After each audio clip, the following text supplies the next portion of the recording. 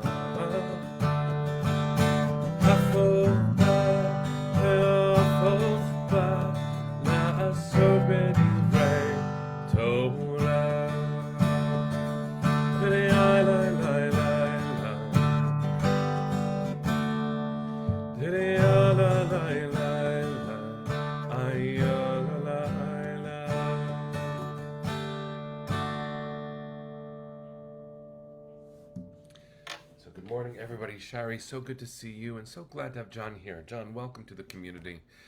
Shari has been a big part of why we are so sweet, and so glad that you get to be here to add your spirit too. And Jim Ball, what a gift to see your name pop up on my screen. Sending love to you and Anita. Miss you a lot. Let's talk some Torah, friends. Let's talk some Torah. I want to frame this week's Torah portion, Chayei Sarah, on the meta level, the big picture, because Chayei Sarah begins with the loss of Sarah, our matriarch, and it ends with the death of Avraham, our patriarch. And the middle is very much concerned with the continuity of the family. Isaac must have a wife, and Rivka must be powerful. Rivka, in many ways, is the Avraham of her generation. The actions that she takes, the agency she demonstrates, and the power that she evinces makes her the inheritor in so many ways of the legacy of Abraham, perhaps even more than her husband Isaac. Though she marries into the family, she is the one who dominates the story. And I want to look at just a philosophy that I remember learning in yeshiva. In Hebrew, it's called Yeridat HaDorot, The idea that with every generation passing, there is a lessening. This is very similar to when people talk about the glory days of the past. If only we could have the glory days. Well, often that is a nostalgic amplification of things that were right in the past, and it often ignores that things weren't so great then either. Yeridat Hadorot is specifically Jewish in the way that it says, at Sinai we were closest to God, and every generation since we have become further from God. Therefore, the authority of the current generation is much less to the authority of that generation. We are much less. The greatness of the past is a way of describing this. And when you look at Parshat Chayei Sarah, it is really important for us to understand that with the passing of the generation of Abraham and Sarah, that question can absolutely rise again. Will the next generation be up to the task? Will they be as grand as the founders of the family? And this is where I'd like us to just pause for a moment, because we might have that worry as well. Will we be up to the task of rebuilding our people in this moment that is day 410 of war, the longest war in Israel's history, and with ongoing anti-Semitism around the United States and the world, rising in some places at a precipitous rate? And I can only point with vignettes, but the statistics demonstrate that this is not a settled moment for the Jewish people. It is not a settled moment for the citizens of the state of Israel, who are not all Jewish, and it is also not a settled time for the United States of America. This is shaky time.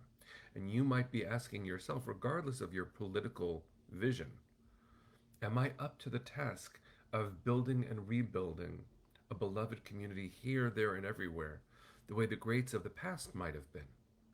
Well, let's remember that whatever they were able to build, whoever they might be in your imagination, it got us here. And so thank God for all of their work, and we clearly haven't gotten it right yet, which means for all of the gifts of the past, the picture of the present is far from complete, and therefore the future is undetermined.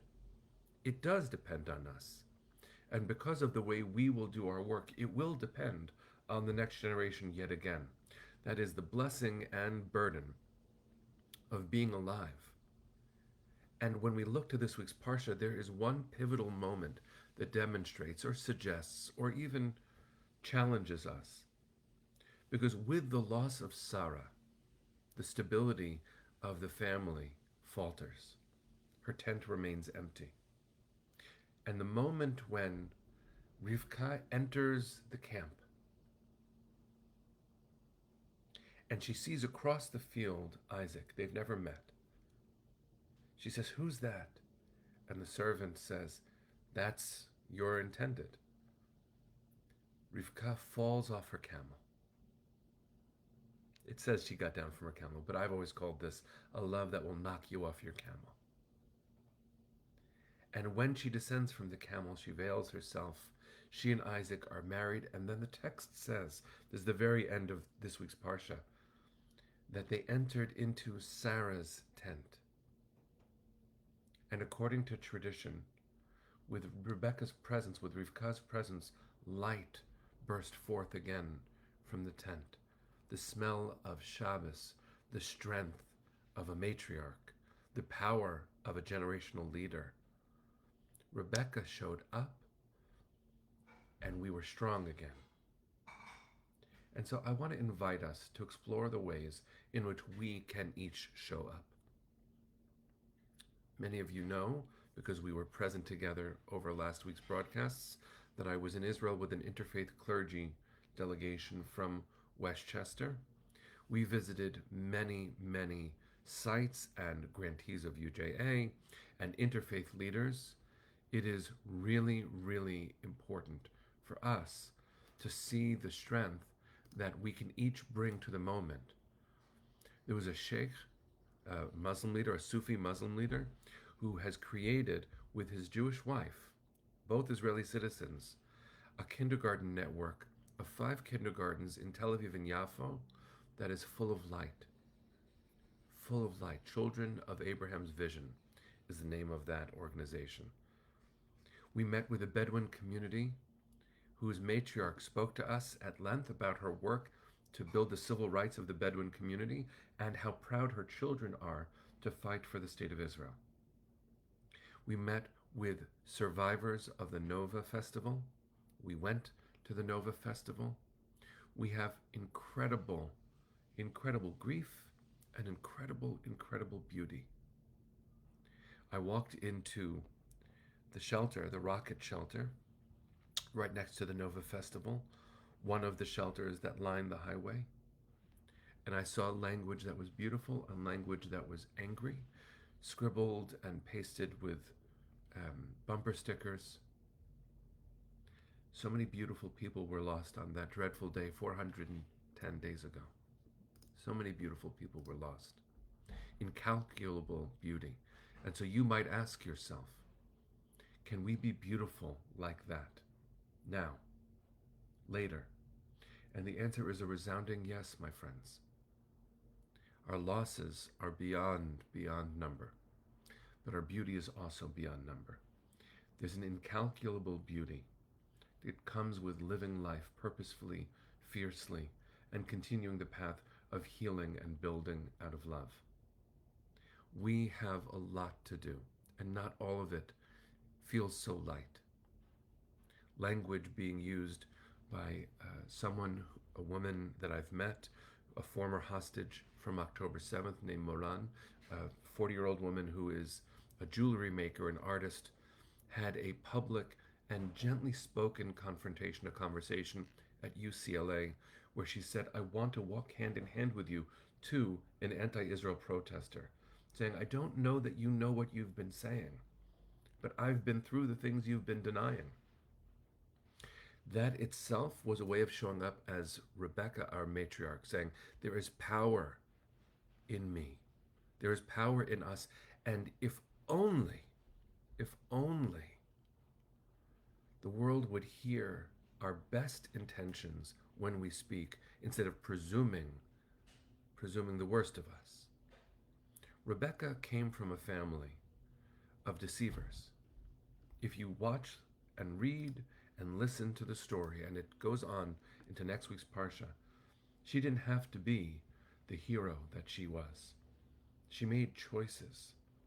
She detached from her family of origin in order to be part of a new story.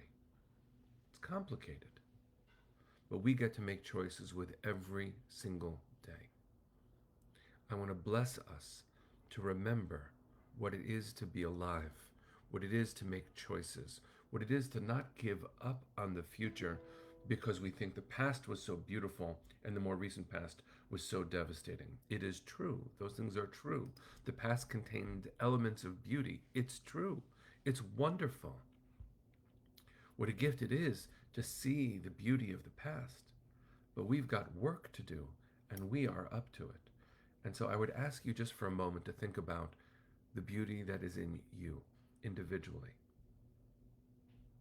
Don't, if we were in present, some of us might say, oh, come on. Don't do that.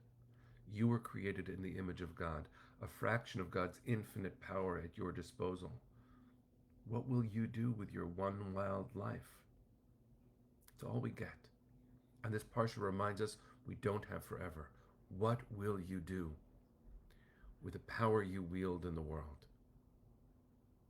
Because though you might not use that language, you carry power. You are the descendant of so many people, and you carry all of their beauty and strength and latent wisdom within you. How can you help? How can I help? We have our turn now, friends. It's time to help. Rebecca models for us in Parshat Chayei Sarah that you can show up and not be the past, but bring a light that shines with all the past lights that have been.